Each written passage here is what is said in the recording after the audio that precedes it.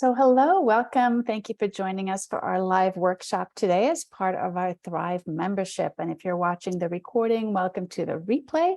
Today, we are going to be discussing posture. And I know for somebody like me who spends a ton of time at my desk, on my laptop, on the couch, binge watching stuff, I'm finding myself hunching over and slouching a lot. So I know I'm not alone in this, and that some of the back pain is definitely due to that. So I wanted to bring somebody in today who could educate us a little bit about posture, and that is our guest expert, Dr. Jessica Cormond, and she is going to help us improve our posture.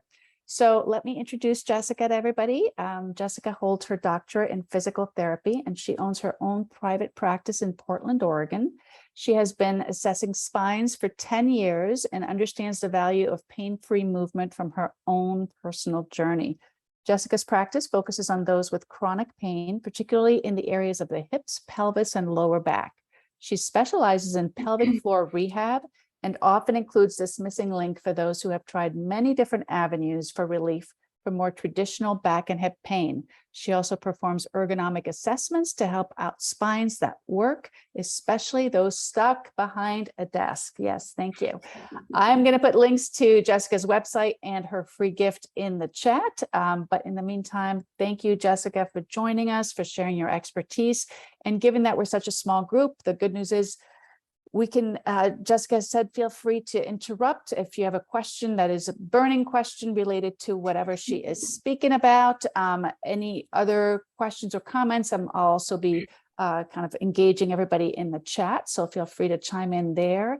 And then we'll also have some time afterwards to do a Q&A. So with that intro, Jessica, thank you. I'm going to turn it over to you. Excellent. Thank you.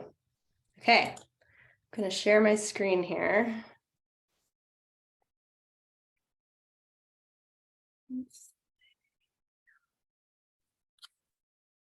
All right, can everyone see what's happening? So that's the Zoom. We see the Zoom, not the Nope. presentation.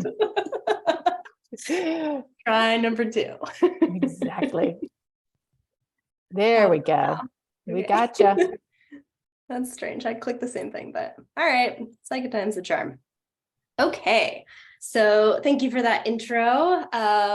Yeah, we're here to talk about improving your posture, small changes for long-term benefits. So yeah, as Helen said, please feel free to interrupt me at any time, especially since we're such a small group. I prefer it to be more interactive. And in fact, you'll find as we go, we're going to interact right away.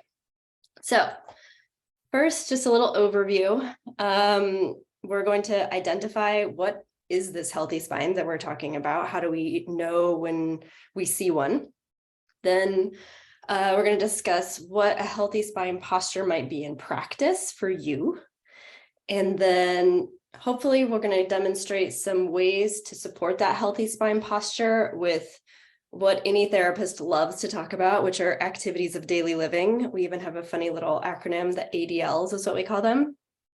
And then hopefully, especially since we have a small group, we'll be able to determine for each of you how you want to think about integrating small changes into your daily life to support that healthy spine going forward. Okay, so what is a healthy spine? I spend all of my time thinking about this. So this visual that I'm showing you here is something that if you have been in PT school, you've seen it like 100 times. It's from this book that I can look at on my shelf that I still have from this woman, Dr. Kendall, who has now since passed. But she was the first person to really talk about how we test muscles and how to look at posture. Now, I will say, in looking at these, the idea here is that we're taught to look at like a plumb line and like, how does this line meander through someone's body? And I would say like, yes, that is helpful. And it doesn't give me very much to then think about and how to change. So I'm going to overlay the way that I think about this, which is partially my own and partially from some of my manual therapy training. So if we look at this figure on the far left, this is like ideal alignment, okay? So the pelvis here, I'm putting it in a square and I'm kind of tagging it according to its anatomy. So this is a pelvis that is really upright. And then we see, if we outline the rib cage, here, the pelvis and the rib cage are really nicely balanced over each other. Does everyone see that? And does that make sense?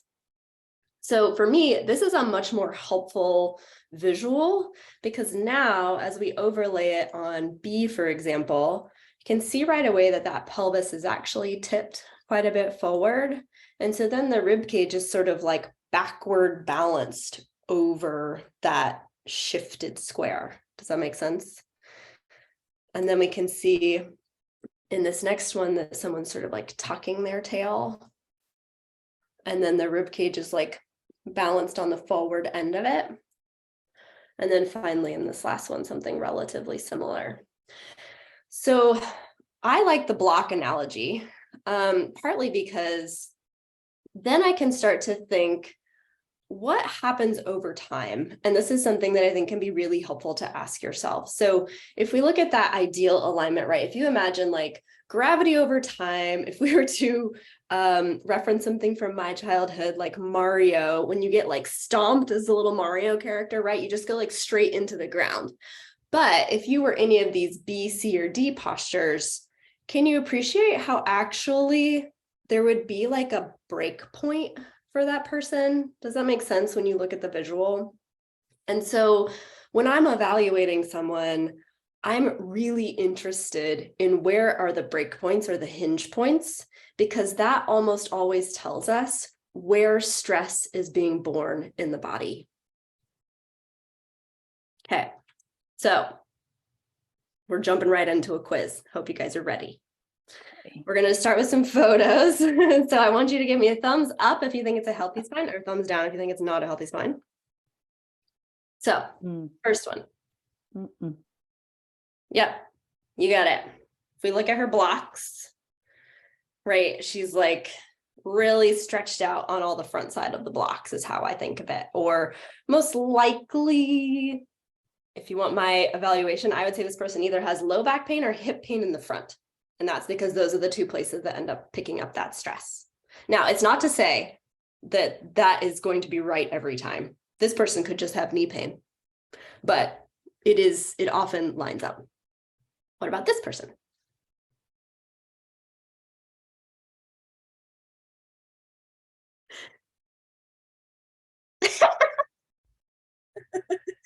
I think this is great.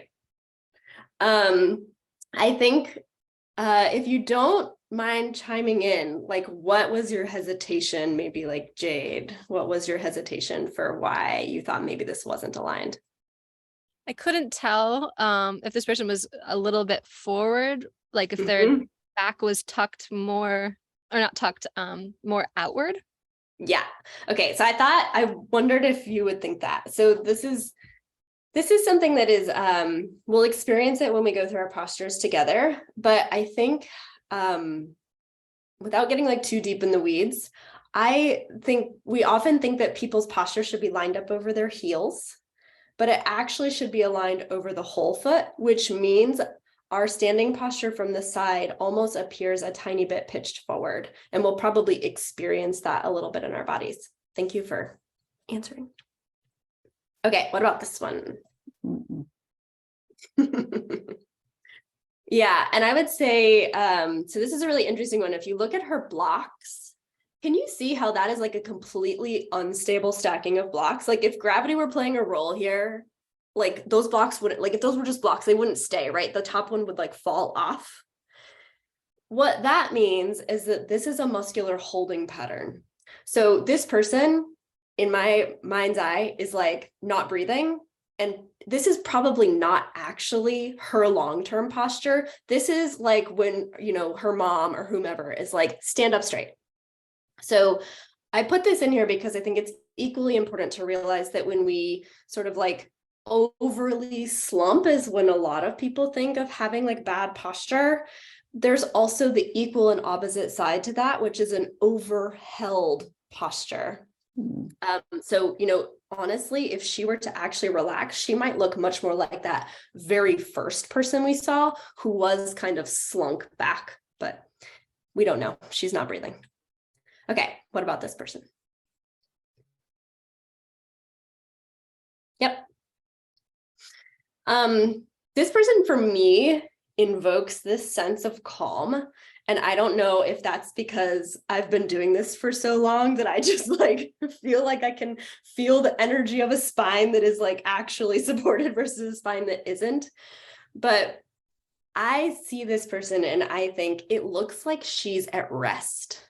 And that's what we want an efficient posture to be. An efficient posture is not effortful. It's not like this. It's one in which we have stacked our blocks and our blocks are able to support each other. So there is effort. There's effort in understanding where your blocks are and how to like figure out how to manage them, if you will. But there, once you're in that posture, there shouldn't be like a, oh man, my shoulders feel really tired, or oh, my back feels really tired. That to me says that that's not the right posture for you. Okay. Why does posture matter? I believe it was Aristotle who first said, we are what we repeatedly do, or we are what we do. And I'm going to use this one illustration that I really like to use. So a lot of people that I see come to me often after they have like started a full-time job, and maybe they're, 5 to 10 years into that full-time job. So, this person started a desk job maybe. So here this person is sitting at their desk and you can see the block stacking that they're choosing, right? This is like not the most optimal thing. And can you guys see my cursor? So what tends to happen when we sustain a posture for a really long time is our bodies adapt. And that's the thing that can be really detrimental if we continue to use a same posture over time, is that now it's not just this relationship between the square block and the oval block of the rib cage. Now the rib cage itself is actually making adaptations to where the stress points are in the way gravity is interacting with the rib cage. And so I always joke, it seems like this person's like, oh, okay, I know I have a desk job. I'm there like 8 to 10 hours a day. So I know what I'll do. I'll go biking. But it's like the same posture, but more exaggerated. So I like to illuminate this for people because it can be really helpful to at least have some thought process into what are the postures that I habitually do, and how then can I help my body detrain whatever I train intentionally. Does that make sense? So are you saying, Jessica, that our bodies literally our bones and everything will change longer term? Like when I see somebody who's elderly, who's hunched over, who has like that, I don't know what it's called, that bump in the back, is that from like poor posture for decades, and it's just your body kind of becomes like that? So 2 points on that. So technically there is a dowager's hump.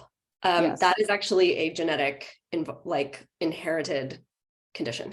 Okay. So that is like a fatty deposit gets laid down here. I don't know much more about it other than that. Okay. This person, I would say, like if we look at their posture, this is stress over time. So what we see is actually what first happens is that there's this really weird phenomenon called creep, which means that when we hold a posture for longer than 20 minutes, any posture for longer than 20 minutes, our soft tissue elongates to adapt to that posture. So it changes. And so if this person is here for 20 minutes and then they stand back up, it won't adapt, because then you're doing the reverse. But if you do this day after day, time after time, hour after hour, you will get the soft tissue will elongate. And then by soft tissue, I usually first mean like ligamentous support. Then you also start to see the muscles adapt. So the muscles on the front side of this person's body become really short because they're always short, and the ones on the back become long because they're always long. So then they can't even straighten up as much because the tight muscles in the front are so tight, they pull them back into this posture. And the muscles in the back are so long that they're weak, and they're like, oh, we can't pull that head back anymore. Does that make sense? And so then you do get skeletal adaptations in the bony structure to that stress over time. Our bones are always relaying down to help adapt to whatever demand we are placing on them. So it does change over time. It just, the amount of time that you spend in that posture determines which structures are changing. So does that answer your question? Okay. Yeah, that's very helpful. Thank you. And what, this is like I think this person is clearly faking it, but still illustrates the point a little bit, that as if we were to see this person over time, what sometimes can happen if you only sit and sit, sit for work, sit for bike, only do all of your exercise in this posture, it can become almost impossible to become upright again. Unlikely, uncommon to not be able to totally get upright, but you will get those adaptations to where it's more and more work to actually get out of that posture. And I mean, I want to be alarmist, but not too alarmist. Sorry, I'm being sort of alarmist. But it's like this person's relationship of where the blocks are gets more fixed. As we age, unfortunately, 40 is considered orthopedically old. That is when we first start to notice that the passive structures in our body break down. So if you think of like discs and cartilage, those start their process of cellular death at 40, which is a little disheartening. But we're still evolving to live longer. We were evolved to live to like 35 or 40 for a while. So our bodies are still kind of like catching up. Does that make sense? Yeah. So, you could see often what happens for these people who look like this gentleman here is that their spine is kind of frozen in this position, and it's called spinal stenosis. And so there's just no more ability to get upright. Okay, that was depressing. Let's move on to something maybe more. This is not going to be more uplifting yet, but okay, sitting. So we just covered standing. And when we do it together, we're going to cover sitting first and then standing. So now we're going to talk about sitting posture. So same thing, we're going to do thumbs up, thumbs down, what you think about these sitting postures.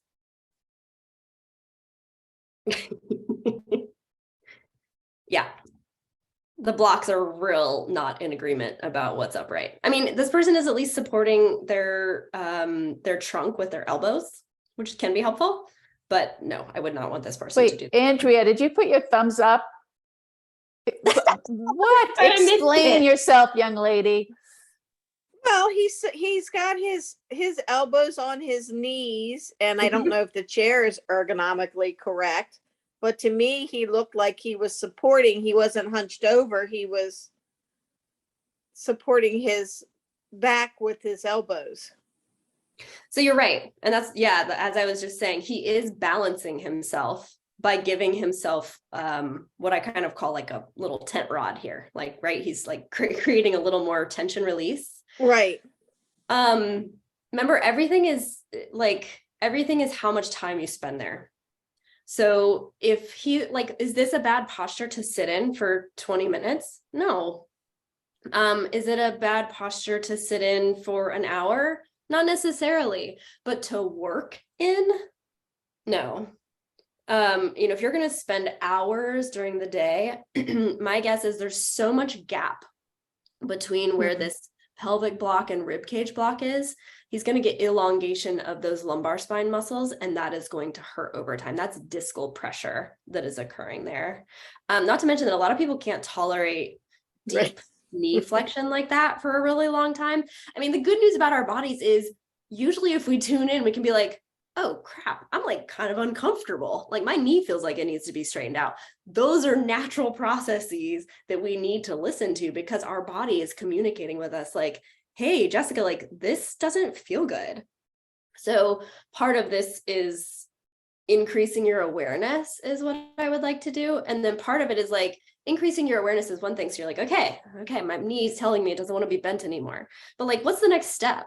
Like how do you actually get into a posture where your body's like, oh, I can sustain this for a good amount of time, maybe a couple hours, right? That's kind of what I'm trying to get at.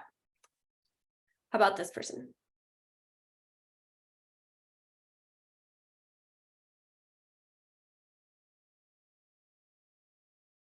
Yeah, I agree. I think she looks great. If we look at her blocks, she is tipped a little forward, right? But her blocks are tipped forward together. So she's in a little bit more hip flexion. She's flexed more here as opposed to being really upright in her blocks. Does this make sense when I'm saying this? But what matters more is respecting block to block. So she's actually using some really good range of motion in her hip to achieve this little sort of pitched forward position. And then, you know, as Andrea was saying with the other person, now she's using her elbow to rest because she's not using her backrest. So this is probably a posture that she could sustain for quite some time. So the fact that she's hinging forward, like her pelvis and upper body together are in a line, even if they're hinged a little forward from the hip, that's good. Yes. Okay. So I always struggle with like when to bring in this concept, and I was struggling with where to put it in this presentation, so I'm going to plop it here. Our spines are meant to be integral to like the spine itself. So when we're looking at these blocks, we're looking at the pelvis is still part of the spine. Does that make sense, right? That the bones in our spine come down and connect to our sacrum, which then connects us to our pelvis. So really the pelvis and rib cage all the way up to our head, we're meant to move mostly together. So the large part of what I'm showing you is how to keep those together so that then you operate by moving more in your big joints, which is where movement was designed to come from biomechanically. So if you respect your spine, I kind of call it, then you tend to move in your hips, knees, ankles, elbows, shoulders more. And that's good because those joints are huge. They have huge ranges of motion. So we are designed to use them. They have the muscular support for that kind of action. But rounding our spine or overextending our spine, those are all tiny, tiny, tiny joints. So they're meant to be used at the end of using those other big joints first. Does that make sense? So if we're reaching for something and we reach with my whole shoulder, but I need to actually extend my back to reach up higher, fine, because I used my whole shoulder first. But I don't want to reach for something and immediately bend in my back before I have used the available range in my huge shoulder joint. Does this make sense? Okay, it's really near and dear to my heart concept. Okay, yours truly here doing a little modeling. Good posture, bad posture.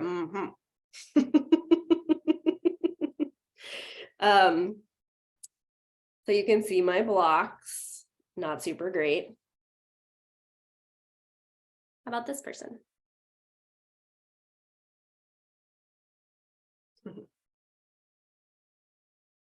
Okay, so I figured this would be divisive. That's why it's the last one. So for those who said yes, I think it was maybe just Helen. Why yes? Well, I mean, she looked like she was, when I was looking at her hips and back, they look to be pretty much in a good line. I mean, her shoulders are a little hunched forward, which is not great, but she is supporting her arms. So on the balance, I was a positive on this. Other people, why did you choose no? Oh, I chose no because she is rounded back. I can see where her stomach, the shirt is wrinkled like she's hunched more over. And I didn't see the arms as supporting, but just more hanging there. And she's much more over her thighs to knees than she is back. Anyone else care to comment?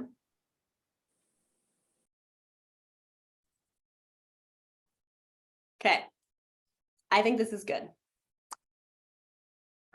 So I hear you on the wrinkle shirt, actually. Like, is she bending a little bit in her thoracic spine? Very possibly. But generally, I would say she is using her hip range of motion. And this will be good. We'll experience this. When you bend your hips deeper, you have to bend forward to counteract where the weight is going. So if she were really upright with her knees this bent, that would actually be a very effortful posture. Does that make sense? And we'll try to I'll try to get us to experience that a little bit. Is everyone satisfied with this answer? I picked her on purpose because it looked like it was going to be tricky. Okay. Now it's time to do some action. So first, I'm going to talk through like the steps that we're going to do, and then we're going to do it together. So we're going to start by trying to find sitting. The idea is that there's 3 things to look for, and hopefully that will make sense. So the first thing is when we're focused on sitting, you need to pay attention to where your pelvis is contacting the surface you're on, and that your feet are on the ground. And I didn't spend any time in this presentation talking about when your feet are not on the ground, but we probably will have some time. But for the purposes of sitting, really, I'm mostly talking about sitting with a very minimal amount of support, like a very minimal amount of back support. We really want your feet to hit the earth. Also, if you're going to be there for any length of time actively engaged in something, we want your feet to be able to be on the ground, because then you're more likely to weight shift into your feet when you get up and not hurt yourself. 2, hopefully makes sense, is the whole thing we've been looking at. How do you line up the blocks? Then we're going to do a little breathing activity. Actually, maybe we're starting with the breathing activity now that I think of it, because your breathing will inform whether or not your blocks are lined up. And so when you can remember how we talked initially about those postures being effortless, that effortlessness is partly that we want your diaphragm, your main muscle of breathing, to be able to be free enough to do most of the breathing. Okay, let's see what I put next. Okay, so let's go ahead and try this out. So if everyone can be in a surface where you are in what's called short sitting, so you're sitting on a thing, not on the floor. Floor sitting is harder to troubleshoot. And if you are really interested in my feedback, the best thing is going to be to show me your side view, if that's possible. If it's not possible, it's totally fine. Nice.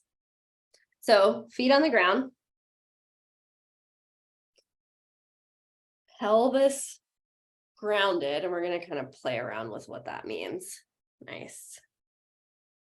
So everyone have their feet on the floor? Sweet. And everyone has their pelvis on a nice surface. Great. Generally in sitting, so maybe we'll pause here and play for a second. Generally in sitting, if you are sitting on your pelvis in a balanced way, I don't like using like right and wrong, but if you're sitting on your pelvis in a balanced way, your rib cage will naturally know where to go most of the time. So we're going to do what I put this in later, but we're going to do what I call Goldilocks-ing it. So as everyone, as you're sitting there, here's your pelvis. Okay, instead of demonstrating, I'm going to show you on a pelvis.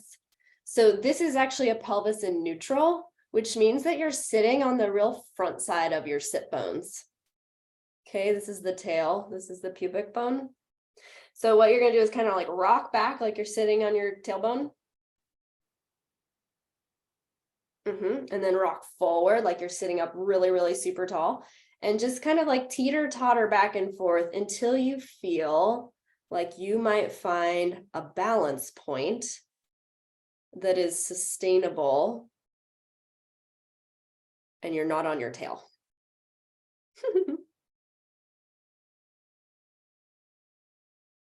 Okay. Everyone feel like they got their little teeter-totter? So now I want you to see, can you relax your belly? Can you breathe into your belly? Can you relax your shoulders? Get some deep breaths, get some yawns going. It's good. Okay. How's everyone feel about that? Tell me, give me some feedback on your posture, because I think we're going to pause and talk about breath, and then we'll come back to this again. But did you feel like you found a posture that your blocks felt relatively stacked? You could breathe and you're pretty relaxed.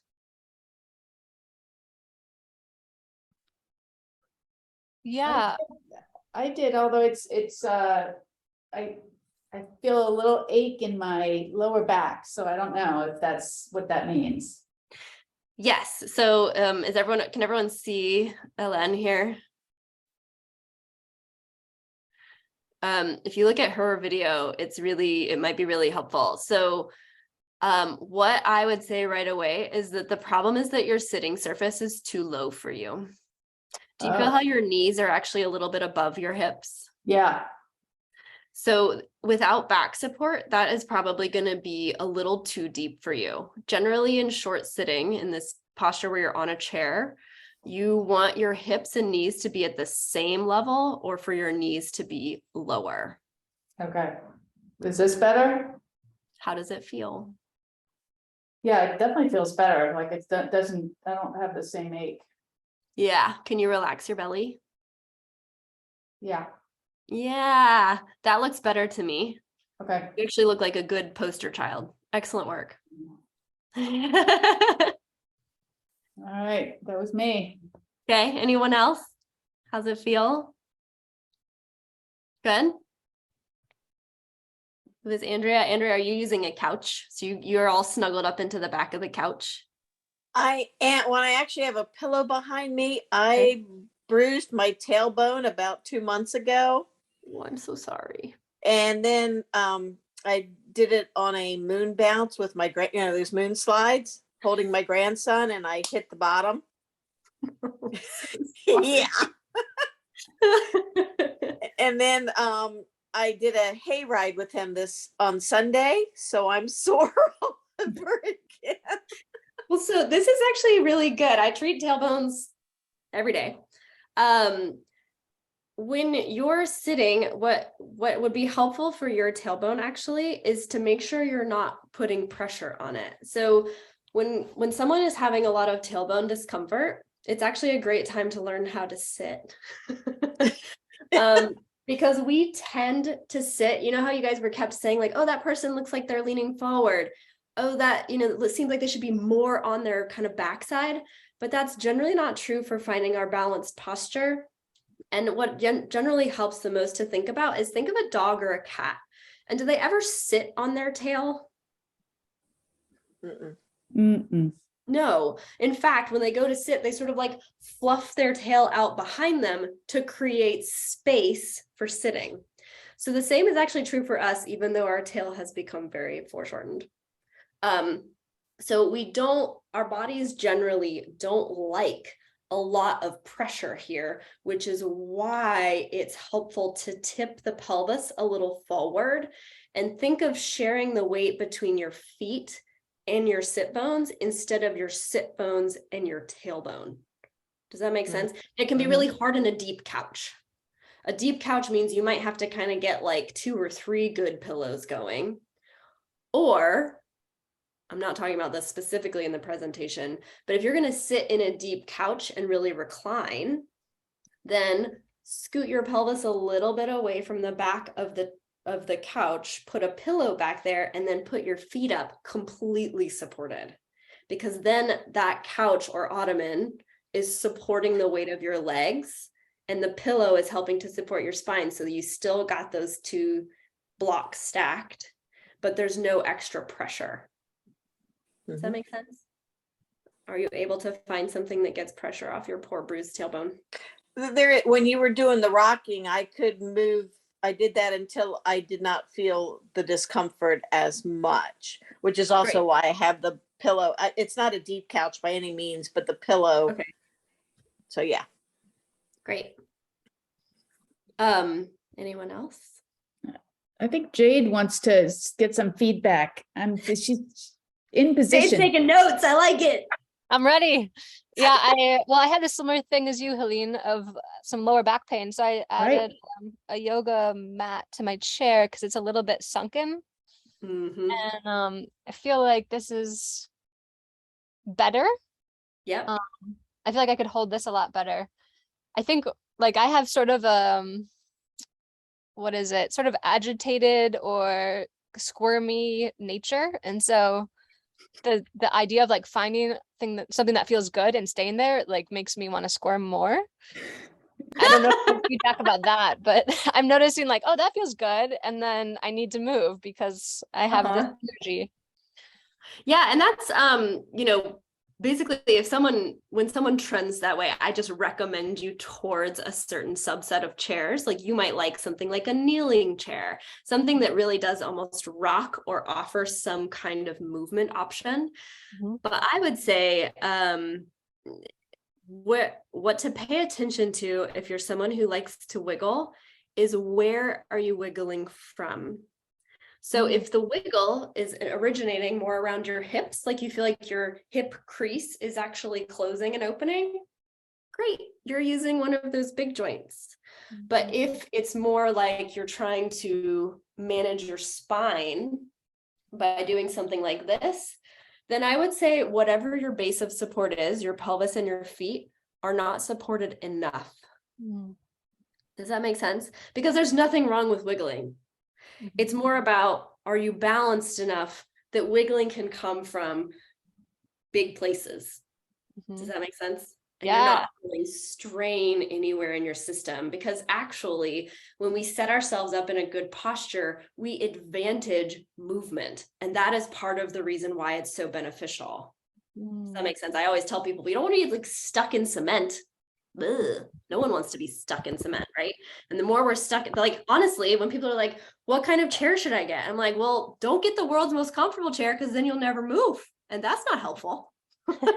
Like some people that I actually work with on ergonomics decide their dining room chair is the right height and it's uncomfortable enough that it cues them to get up every 45 minutes, which is usually my recommendation. So roughly every 45 minutes is, according to the research, that's about how long we can actually focus on one particular task. Now, I have plenty of people who fight me on that, and that's fine. But generally, your body will prefer some amount of movement, even if it's 30 seconds of movement, about every 45 minutes. And then that creep thing that I was talking about also does apply to acute injury. So let's talk about Andrea for a second with the bruised tailbone.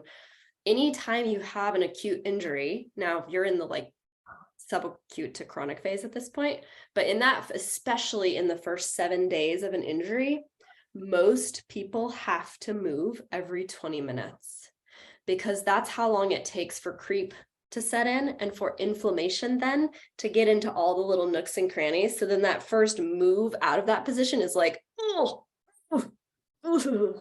So anytime I have someone who injures their back, I have them on a repeating timer. You don't want to be, you can be in many different positions. You just don't want to be in many for much longer than 20 minutes. Save sleep. Sleep, we want to make you as comfortable as possible, move as little as possible, but then just know that those first waking moments are going to take some time to get the system back to lubricated so that you can go about your day.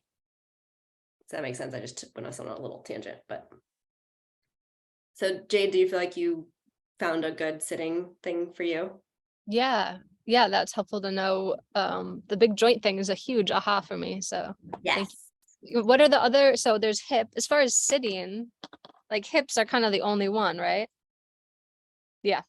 Okay. I mean, this is what you do with your arms makes a difference. So that's where we can kind of play. The other thing that's true, and especially if you're more of a rocker fidgeter, I would probably put one of your feet up on a block while you're sitting because you might like having some different levelness in your legs or feet. There's also like rocker foot plates for if you're at a desk for a while. Now you do have to adjust your chair because it's going to be different if your feet are on the ground versus on the rocker plate because it's usually a little high. But then that rocker plate, you can put some weight into it and it can rock or swing. And so a lot of my more fidgety people also like that. And I would still say, I think that I just got my spouse to pay a lot of money for an ergonomic kneeling chair and they love it. And they are never sitting in the position that I hate when they sit. They love to sit like curled up, like in a deep squat on their chair.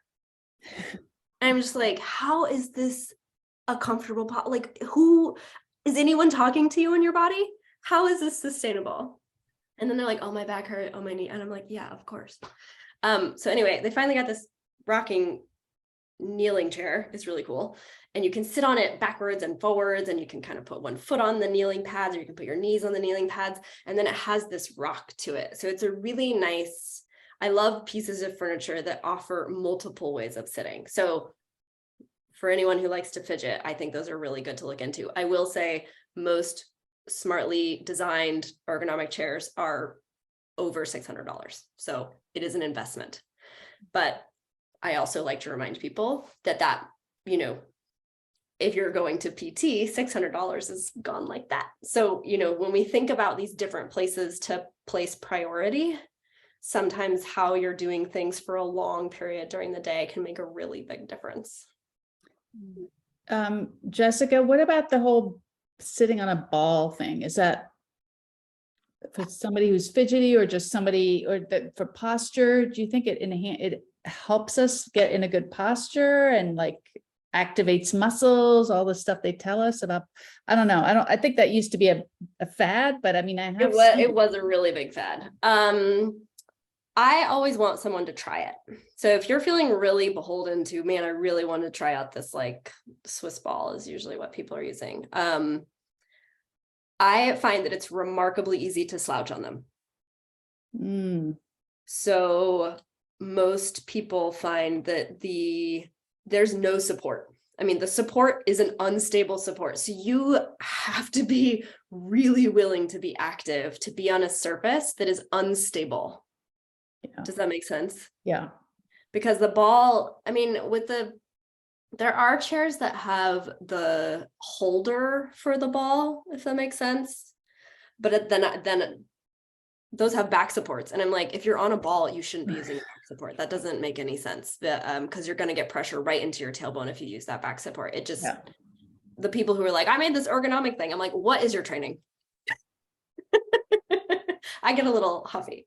But I myself tried to sit on a ball through grad school, through PT school, and it totally made my back pain worse.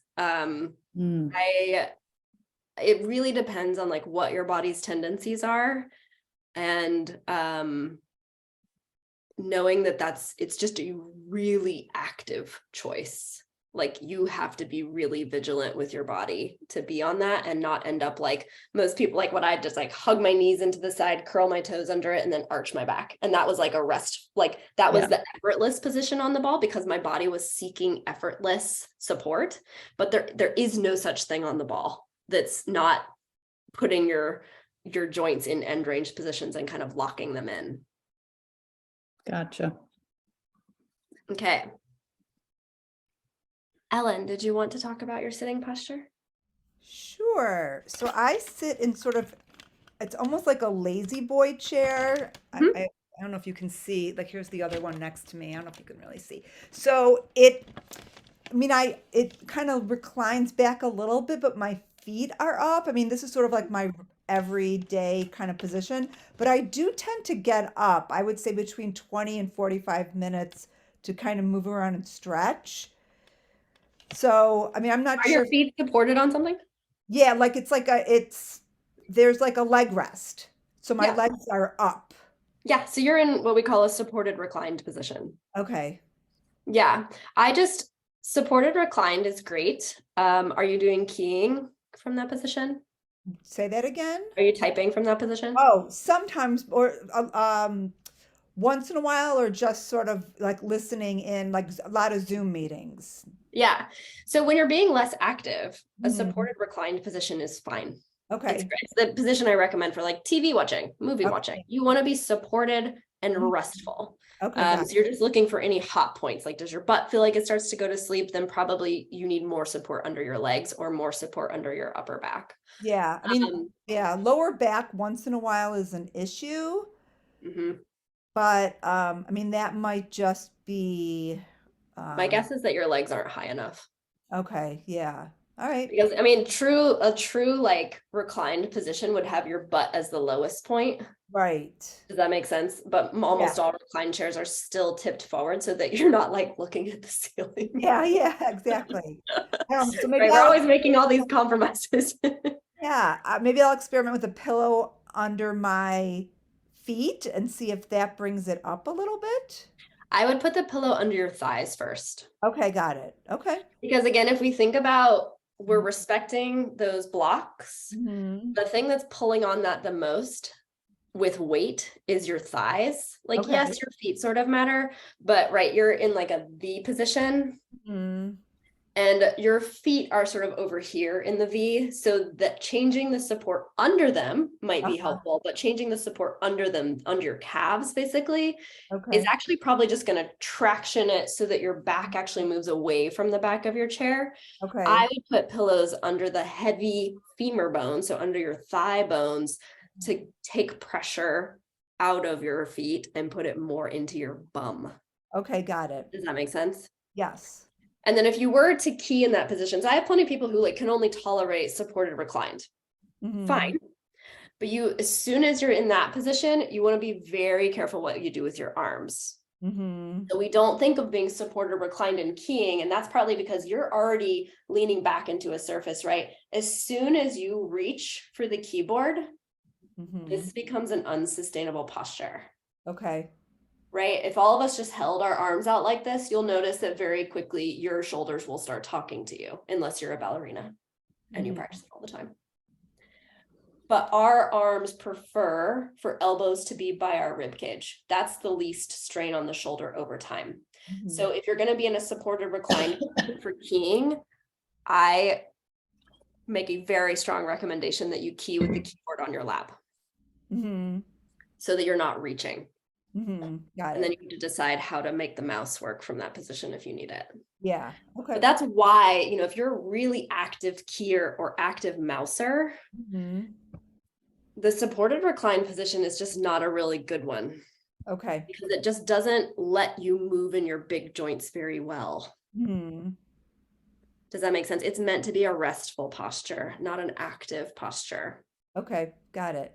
Thank But for you. meetings, Yeah. for sitting in things like this, fantastic, because you're actually unweighting your spine really nicely, right? Mhm. So for me, it's partly, you know, it's really all about respecting the spine.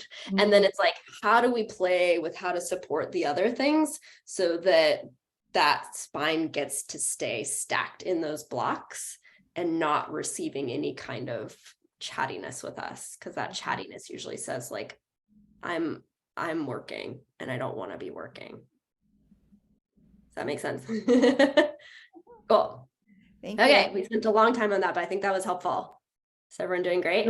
It was good. Are you going to talk about slouching on the couch, or is that pretty much what you were telling Ellen about? That's pretty much what I was telling It's Ellen. like, because if I'm not in a chair like hers, but I'm on a couch where it's like my feet are out, whatever. Let's say I'm on the, long side and I'm Yep. staring at the TV. You're saying, should I be putting bending my knees enough and then putting several pillows under my back to make it more like a 45-degree angle kind of situation? That's one way. I would say that your yes is the short answer for getting the least amount of strain. But if you want to be more upright, you can. You just probably need to walk your feet in and bend your knees and hips up. Yeah. Does that make sense? Long Not sitting have the is legs flat. So that's called long sitting when your legs are out straight. Yeah. Long sitting is very difficult to do respecting your spine. You have to have very, very, very flexible hamstrings in order to sustain that posture. And so cross-legged, you always need to bend your legs up, Yeah. or bend at least one leg up. That even one leg can really change how the stress is born through the stacked blocks. Okay. Does that make sense? Yeah. And the other thing is just making sure that the surface behind you like the arm of the sofa, I think if I'm understanding the way you're setting yourself up correctly, is just like a really firm arm. And then you're, the other way to think of it is like, so say you start sitting up and you like scoot your bum all the way back to that little arm and you got this nice support on your back, and then you're like bending your knees up and you're like, oh, this feels so good. But Yeah. then you notice like you're there for a little while, and so your butt starts to scoot away from the Yes. arm a little bit, because you're like starting to be like, oh, it's so nice here. Yes. Gravity's taking over. So then I just say, think of where your body has created a bridge. So now there's probably a bridge between where your rib cage is sitting on the side of the sofa and where Yeah. your butt is on the seat. So you want to fill in the gaps of that bridge. So stuff some pillows under there, because bridges create strain. This is actually a really nice segue, which I wasn't planning on talking about, to sleeping, is we look for bridges, we look for gaps, and that is where the body needs support so that the muscles can actually soften and relax. Mm. Does that make sense? Bridge hunting or gap Yes. hunting. Yeah. And to fill in the gaps. Mhm. Yeah. Yeah, your body doesn't like hanging. Right. Yeah. And then, because then I guess your spine would just go concave or whatever. Yeah. Yep. Yep. And most people's lumbar spine discs do not like that posture. Yeah. No. So Okay. can you tell us how that relates to sleeping? You just mentioned the sleeping. Is there Yeah. like specific positions you've noticed that have a lot of gaps? It really depends on your body. Mhm. So side sleeping is probably the one that naturally has the most gaps for everyone, and yet it's probably the most popular way to fall asleep. So what I teach people in side lying is how to appropriately fill in the gap between your head and your shoulder, right? So if I'm side lying, this is the bed. Is everyone with me without me changing my verticality? Mhm. I would say one of the hardest pieces to consistently get right is not putting your shoulder on the pillow. Because as soon as you put your shoulder on the pillow, this is actually the position of your neck, or this is the position of your neck. And getting that pillow, I strongly recommend down for under your head, or a down replacement if you're allergic, because it is so conforming to your body. And your head is ultimately not that heavy, so it doesn't compress down too much over time. Does that make sense? So if we go through the rest of side lying, I would say head and neck are some of the most important. And you'd be surprised at how much properly supporting the head and neck can actually take pressure away from the low back. And then in side lying, especially for pelvises that were meant to birth babies, our pelvises are generally wider than our rib cages. Mhm. So we have like rib cage, pelvis, knees. Yeah. So we have like a little diamond shape. So you want to put a pillow between that whole top and bottom leg to even out that knee pressure. And that usually takes pressure away from pelvis to rib cage. Does that make sense? Not in everyone. If you have really wide hips and a really narrow torso, sometimes I have to put towels in there to support that. And when we're talking about supporting the limb, particularly a leg, because legs are 1/3 of our body weight, you want to use a foam or cotton pillow, something that does not compress well over time, because it's holding the weight of your leg. Now, if you have a sensitive neck, sometimes people actually have to hug a pillow, because that top arm pulls them into rotation. Rotation is actually very taxing on the spine. Passively anyway. So does that answer your question about side lying? And Helen, did you have another comment? No, this is very helpful, because I'm just like imagining how I'm sleeping at night and I need to make some adjustments. Yeah. Yeah, and it's so I was a side sleeper when I had my back injury, and I had to teach myself to sleep on my back, because my back just, even with all the proper pillows, I could not get my back to be happy in that position. Back sleeping is probably the easiest, but it's the one that makes us feel the most vulnerable. It's the least supportive of our nervous systems. Our nervous systems like a lot of coddling on the front body. So I did teach it to myself. It took me 4 months to learn to sleep on my back. If you're sleeping on your back, it gets back more into what we're talking about with reclined sitting. Most of us actually can't lay flat without our low back popping up a little bit. Yeah. Beds are a little better because they're squishy. Hard floors will really show you where your hinge points are. But almost everyone usually needs to support under the thighs for back sleeping. But other than that, it's usually good. The only thing is, most of the time, the amount of support you need for side lying for your head is very different in back lying. Back lying, you don't need near the same amount of support. So if you're a neck irritable, if your neck is more irritable, sometimes you have to actually switch out the pillow, because if you have your side sleeping pillow and then you slip onto your back and your neck is like this, Yeah. your neck might be real upset by the time you get to that 8-hour mark of sleep. Or maybe you don't get there, but like that can be something to look for, is maybe my neck is just being really taxed in this position. Well, I mean, in stores, they show you, they have, oh, hello. In stores, they show you, they say on the label on the pillow, like for back sleeping, for side sleeping, for, so it's kind of funny. Yeah, which can be helpful. But I would say the gimmicks of like one pillow fits all humans is just false. Yeah.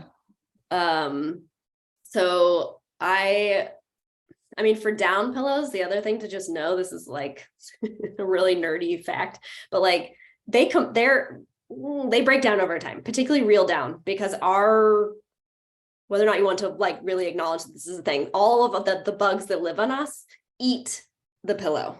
Yeah. So it will, when you buy it, that is the fluffiest it is ever going to be. The like true recommendation is replace your feather pillow every 6 months. I would say that is not financially sustainable for just about anyone. Yeah. I recommend that you reinvestigate every 2 years. Is this pillow still serving me? And maybe you have, I mean, if you're me and you're my spouse, I work from my house. So we have like, I don't know, 16 pillows. So we just like, if that pillow isn't serving you, you just move on to the next one. And sometimes they kind of refluff after you don't use it every night. And so then you can kind of like go back to it again, or maybe a side sleeping pillow becomes a back sleeping pillow. And then maybe it just dies and we have to throw it out.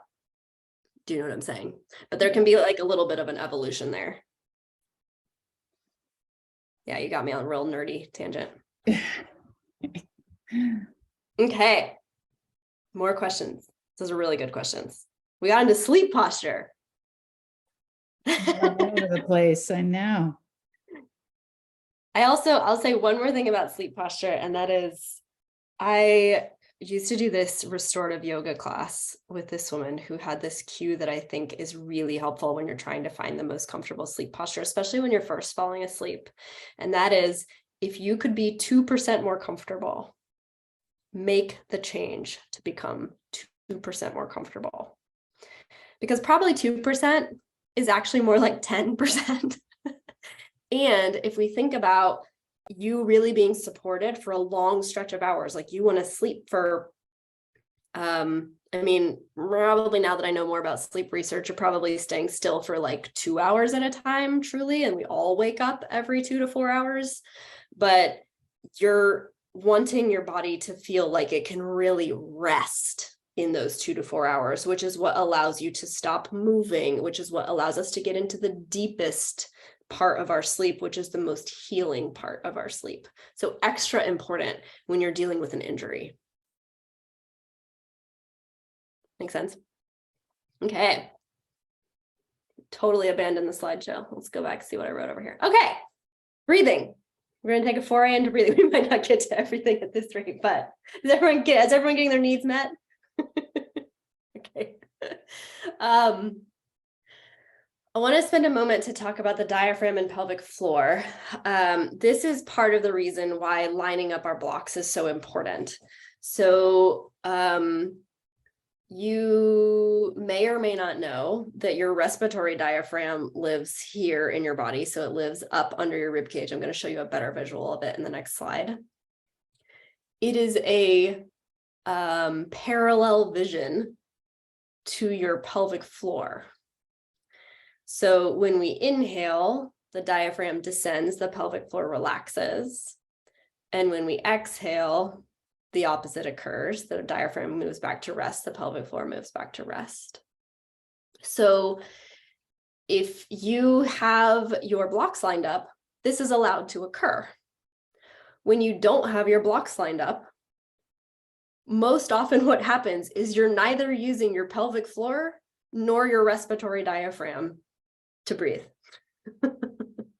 And that should naturally be occurring the majority of our day. So the diaphragm is probably one of the weirdest muscles in the body. I still think it's weird, even though I've been doing this for 10 years. So this is the rib cage, and it lives domed up under the rib cage at rest. This is at rest. And then when it contracts, what happens is a central tendon shortens, which pulls it down. So it's here. And then as you inhale, it pulls down, which has two effects. It displaces some of our abdominal organs, which is why often we feel our belly move. And that creates negative pressure in the rib cage to inflate the lungs. So it is by far the most efficient way to breathe is using your diaphragm. Your diaphragm was 100% made for breathing. Now, if you shut down that rib cage pelvic alignment, it's really quickly, it's easiest to think about it probably from a rounded spine position. Can you see how then the little parachute sort of that is our diaphragm would have nowhere to go? You're sort of ramming all of your belly contents right into it. And so it can't actually descend. So what happens as soon as that occurs, which usually none of us notice, is all of a sudden we start to use what's called accessory muscles of breathing. And so we start to chest breathe. And those muscles were meant to do that, but not over time. So these are the muscles that are responsible for, if I'm going for a run, I'm going to use my diaphragm and my accessory muscles because I need so much oxygen exchange. But if we just shut down our diaphragm and only allow our accessory muscles of breathing to be the primary breathers, we generally end up with neck tension because the accessory muscles are mostly neck muscles. So now they are doing breathing and neck. And most muscles don't like doing double duty for long periods of time. They're totally fine to do it for short periods of time. But it's sort of like the use big joints for big movements concept. We want to use muscles primarily for what they were designed for, because as we ask them to do other things, what we usually get is a pain pattern in that muscle because it's like, I'm overworked. Does that make sense? Okay. So let's do a quick, yeah. So we kind of, let's go back to, oops, not that. Let's go back to our sitting posture for a minute and check in with our breathing. So this, I want to make sure that you have a little test. So, we talk through everyone's posture to some degree, but I would love for you to be able to find that a little more easily on your own. So if you're in a sitting posture that feels like it's relatively good, whether or not it's good, it doesn't really matter, but you're going to put a hand on your chest and a hand on your belly. And I want you just to take some comfortable breaths. And notice which hand is primarily moving. Or is it equal?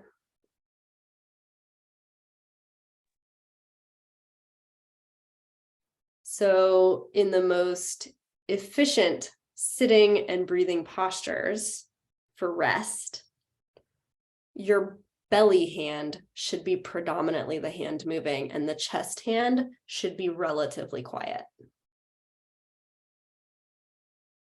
Is that happening for people? Mm-hmm.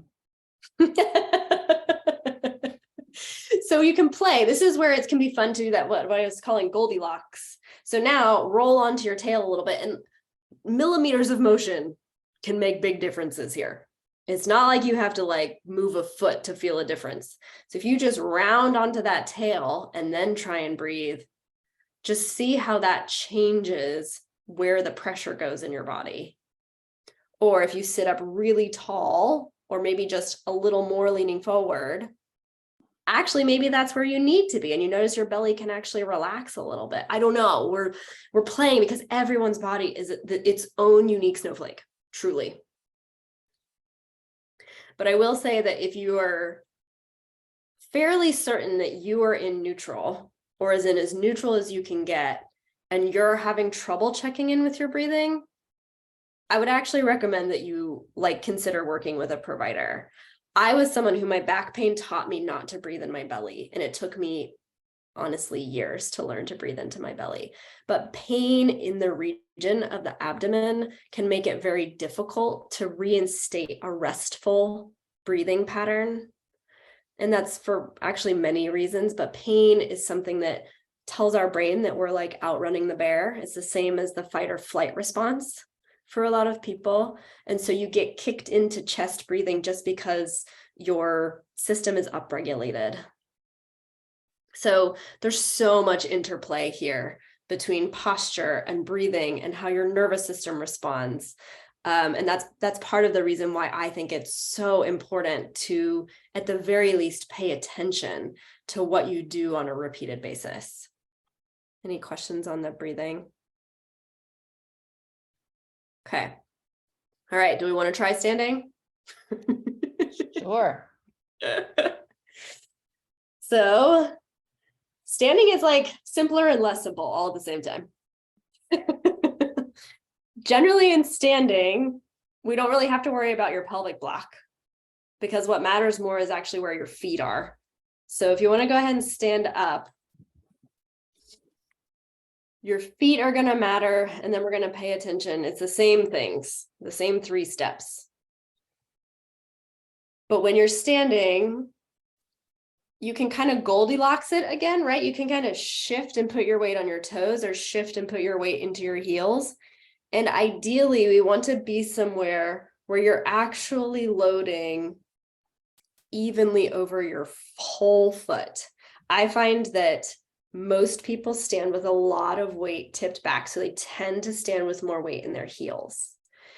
I really like this analogy, stolen from the same yoga teacher, that each foot is like a car. And so at the base of your pinky toe and big toe are your front tires, and the base of your heel on the inside and outside are your back tires. And you want to load all 8 tires evenly. So you don't really want to be on your heels, but you also really don't want to be on the outside of the foot or the inside of the foot. You're trying to like kind of find just like, where's the like happy medium, or maybe you're a wiggler. And so then we're just looking for, where do you start to lose your base, right? So you don't want to go so far that you have to take a step. So we're trying to get your center of mass, which is mostly somewhere in everyone's abdomen to pelvis. That's where your center of your weight is, evenly distributed over your base of support, which is your 2 feet. And your knees are doing what? Are they soft, or they're not? They are not hyperextended, so they shouldn't be locked out. Right. They shouldn't be bent either. I had to actually correct hyperextended standing or locked out knee standing. That was part of my back pain. So what I have to do when I'm standing is often twiddle. So that's what I'm doing right now. That's why I'm wiggling a little bit, because I like twiddle my knees a little bit, which is just making sure that I'm not locking them. Right. But standing is great for so many reasons, one of which is we're ready to move. If you're going to move in any direction, you are probably going to pick up a foot and move, right? So, when we start to think about what are the postures that advantage using big joints over little joints, that's part of the reason I think why this whole like, is sitting the new smoking kind of thing is happening. And it's not necessarily that standing all day is actually what I recommend, but it's just knowing that particularly if you're doing more interactive tasks, if you do it while standing, if you need to reach to get these other articles or whatever you need to do your task, standing is going to make it more likely that you actually move your feet to do that. Whereas in sitting with your butt planted, you're more likely to just shear in your spine. Yeah. That makes sense.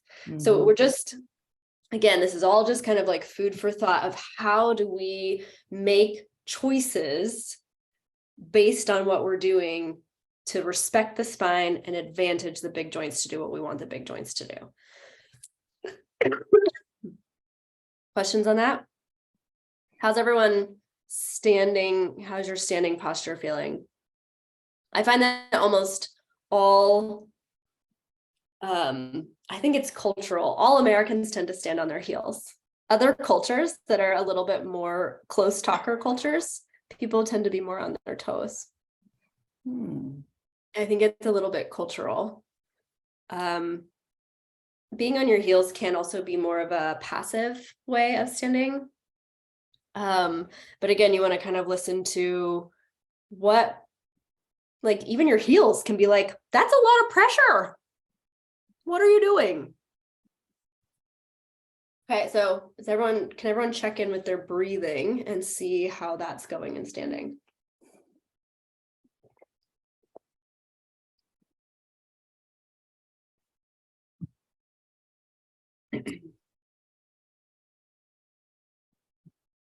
Standing can be a little bit trickier just because our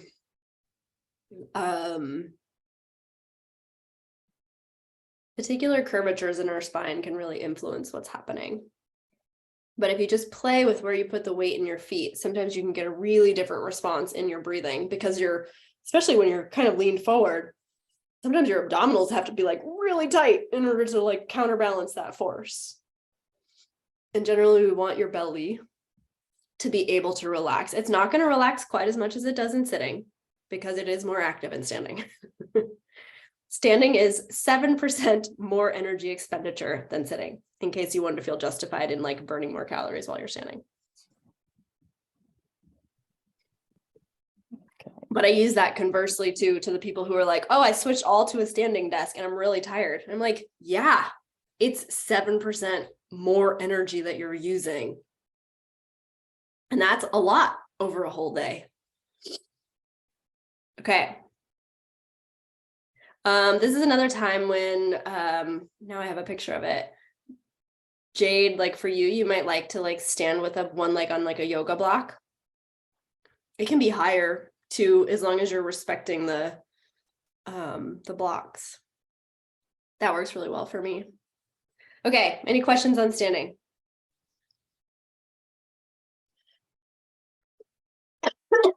Sorry, I'm getting over a cold that my toddler shared with me. So kind. Why else should we care about posture? We already kind of covered this, which is great. Posture determines how we move. So my next thought was going to be, we're like very fast running out of time, is to practice moving from sitting to standing, because just making a change in how you move from sitting to standing can be like 100 different touch points in your day. If you think of getting out of bed, getting on and off the toilet, sitting down, getting up from meals, sitting down, getting up from your workstation. I also usually have people practice it from their favorite restful chair. So I wanted to talk about like moving from sitting to standing, which is essentially teaching you how to squat. Does that make sense? Okay, so I took a little video of myself. Thought this would be easier. Can you guys see this? And what I want you to notice, I think I go through it a couple of times, is that the way that I am choosing to do that respects my spine. Do you see that in these photos, the stills that I took of that video? So here's the little poofing still going on in the background. What I would say most people make a really big mistake in is that they try to stand up before there's weight in their legs. What does that look like? I didn't take a video of this, but it's totally how I used to move from sit to stand. So Well, I think I just tried it and I feel like I usually just stand up with my back straight. Like I don't pivot forward like you're doing in this. Yes. So let's just try. Let's just try. So stand up from where you're sitting and do it how you normally feel like you're doing it. And generally there's speed involved. And when we're going to change it, we always have to slow down. So just know that any new habit is going to require slowing down. Okay. But then I want you to try so that everyone experience it in their own way. Yeah.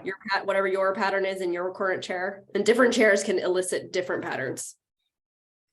And then I want you to do what I'm showing in the video here, which is you're going to let your arms slide between your legs until all of the weight is in your feet and your butt starts to rise on its own.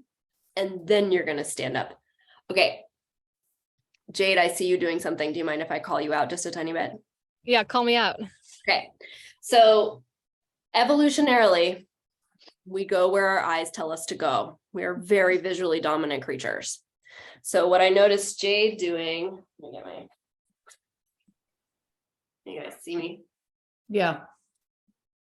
Is if I'm trying to slide my arms, but I pick my head up, do you see what just happened to my back? Arches. Yes. So my spine responds so strongly to where I put my visual focus. So even though I told you to slide your arms between your legs, as soon as I pick my head up, I can't actually weight transfer into my feet because now my spine is actually putting weight back in my bum. Does that make sense? So we got to keep, sometimes I actually have people put a fist under their chin, and that way you have to keep it through the whole transition so that your head and neck don't tell your lower back what to do. It's smart. It's a spinal reflex that's really hard to overcome. The easiest way to overcome it is just to keep our focus down. How is that? So what I call these is sort of the difference between mechanically sound or appropriate, sort of like respecting the spine to stand, or what I find most other people do is like get it over as soon as possible. It doesn't matter how crappy it is, right? Or we kind of it's not entirely as true in this posture, but I find a lot of people are not letting their feet help, if that makes sense. And this partly comes from sitting on surfaces where our feet aren't on the ground. And so we don't even like perceive that we could do it a different way. Does that make sense? So which muscles are we using Ooh, what a good differently in your way versus like the pop up out of my chair way? So when you are doing it my way, you're doing the main muscle loading of squats. So it should be predominantly glutes, quads, and hamstrings. Okay. When you do it, it really depends on like what strategy you're using to do it fast. I would say most are doing what I think you described, which is you're just standing up really quickly. So you're sort of like this. Yeah, and probably not as I mean, yeah, pretty much staying erect. Yeah. Yeah. And what I think is interesting is noticing that your feet usually, when you stand up like that, your weight all ends up in your heels. Yeah. What generally a general rule of thumb is that wherever you're noticing your weight is that's the side of your body you're loading. So probably you're loading your spine, you're loading your back muscles inappropriately. Whereas when we're standing up, the primary muscles of trunk extension, not back extension. So back extension is this. Trunk extension is I went from bending to getting straight up and down. Back, this kind of extension is these muscles, and they do a lot of compression over time, and they're not actually meant to do a whole lot of lifting. Okay. They're not very big. I mean, they're big, but they're not as big as this.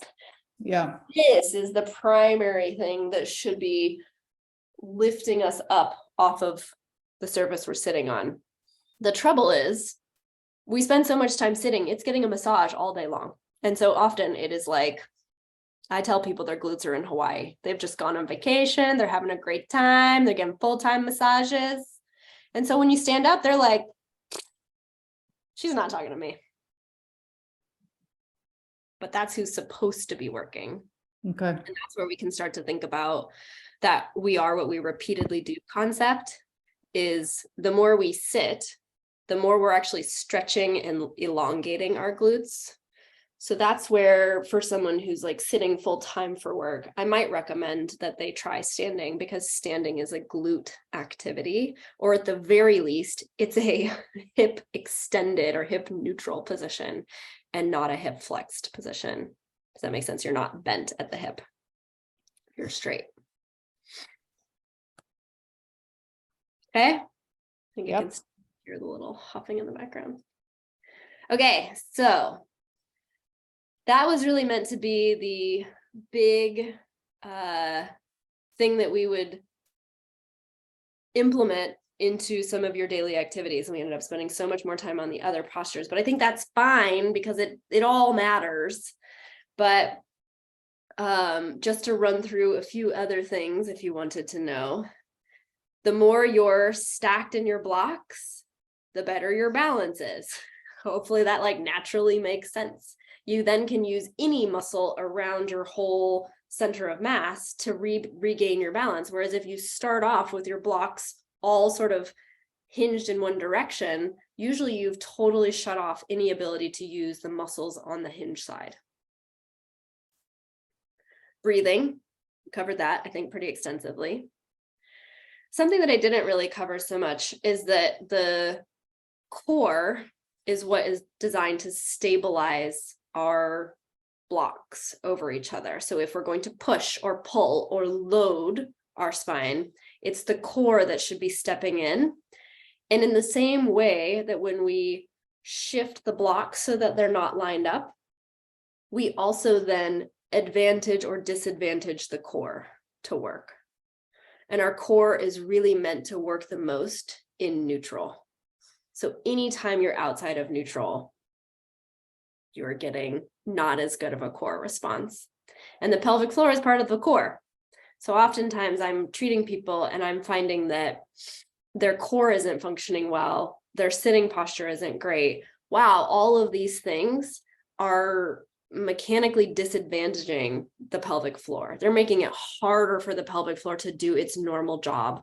And if we can just relieve the strain by changing how they're setting up their blocks or how they're loading their core, suddenly the pelvic floor gets to live its best life again. Okay, hopefully it makes sense. If we're thinking about the, when we're breathing, there should be sort of this like movement in the belly.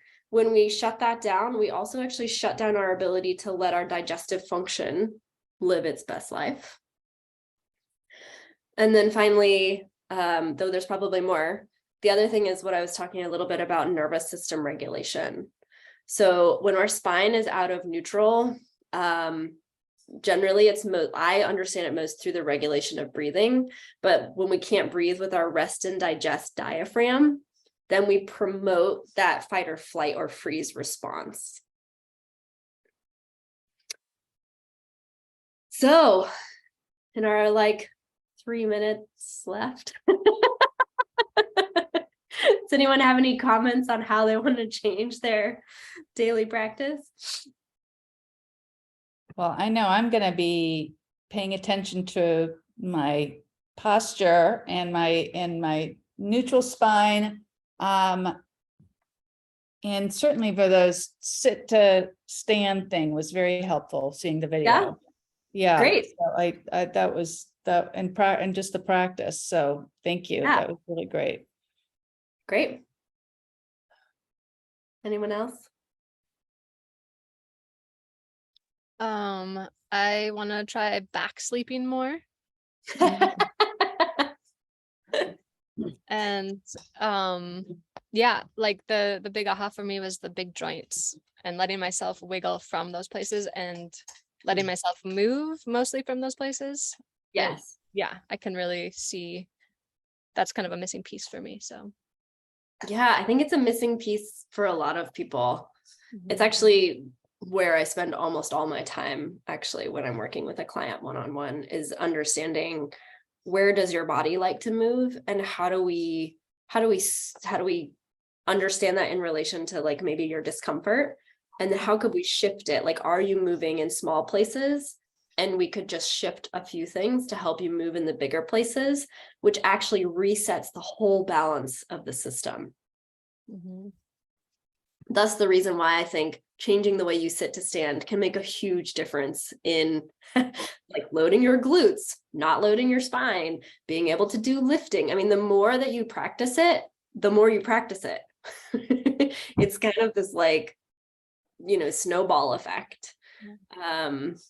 And I really like, I mean, not only because I'm a pelvic floor therapist, but I really like thinking about getting on and off the toilet, because I know that you're doing that at least 6 to 8 times a day. And that's like, you know, you can put a little sticky maybe above your toilet seat, just so that you remember like, oh, I'm going to practice getting down and getting up from this toilet seat differently. Yeah. And then hopefully you like imprint on your toilet seat and you're like, I am always going to do this the way that is best for my body. And now suddenly you've built in something that you were already doing anyway, but now you're doing it in a way that allows your glutes to get stronger, maybe your thigh muscles to get stronger, and your back to not take strain. And that can be really huge cumulatively. Yeah. Okay, I had so many ideas. There's some ideas. That's it. Hey, My little family. Thank you so much. I know we are running short on time. I just wanted to thank you for doing this. This is just really so much helpful information. And I love the way you showed it with the blocks and everything. It just, the visual is, I'm going to remember that now. I'm going to always be thinking about stacking, you know, how am I stacking? So that's very helpful. And I'm sorry. I apologize in advance for when you see the people who aren't stacking and you hurt. I know. Welcome I'm going to to be world. channeling Jessica and being like, oh yeah.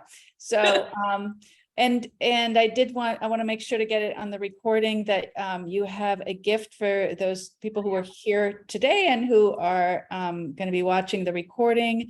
So can you tell us a little bit about the free 30-minute consult that you offer? Yeah. So I want to offer a free 30-minute consult, a video consult. If you're open to it, that's going to be much more helpful, because in 30 minutes, we can't necessarily, we can't like fully diagnose maybe what's going on, but we might be able to understand a little bit more about your tendencies, or what your, how you spend the majority of your day is either supporting your system, or maybe it's causing some strain to your system. So for some people, that's a really easy fix, and just teaching them sit to stand can make a huge difference.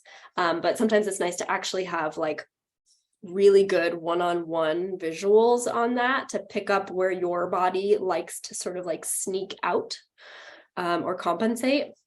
And sometimes within that consult too, part of my goal is helping someone understand if you actually need a professional assessment, because sometimes it's more than just your furniture. It's more than just changing your posture. Sometimes there's some things going on in your body that actually need more support before they're available to do the things we're asking. So if the things that we're showing in this talk don't feel intuitive or easy in your body, that might be a sign that you could use some body support in some way. It kind of depends on what we notice as to who might best fit that. But I spend a lot of time giving referrals.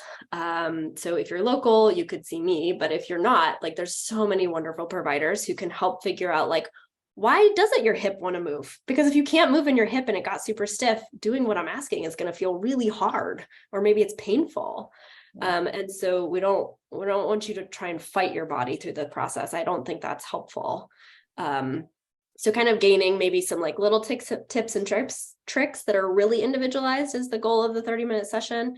And also really being honest about like, do you really need to see someone for some body work? And that's really where the effort should be spent. Or maybe you need to get a fancy chair.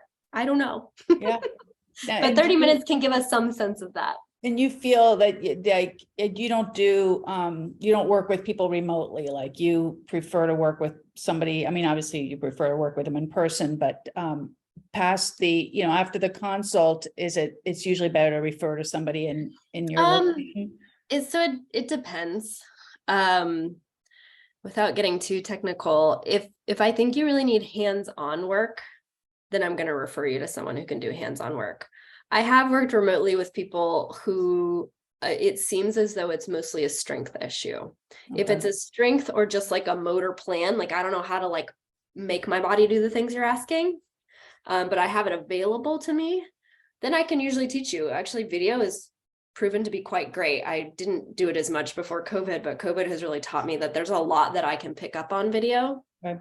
And so I've created training programs for people. Sometimes it's more like strength training. Oftentimes it's a little bit more like, oh, I'm having like leaking, and oh, I realize your core is actually really weak. So it makes sense that maybe you're having leaking because your core is the weak link. And that core training can be done remotely really easily. Okay, that's super helpful. Well, thank you so much, Jessica. I really appreciate it. Thank you, everybody, for showing up live. I'm going to stop the recording now.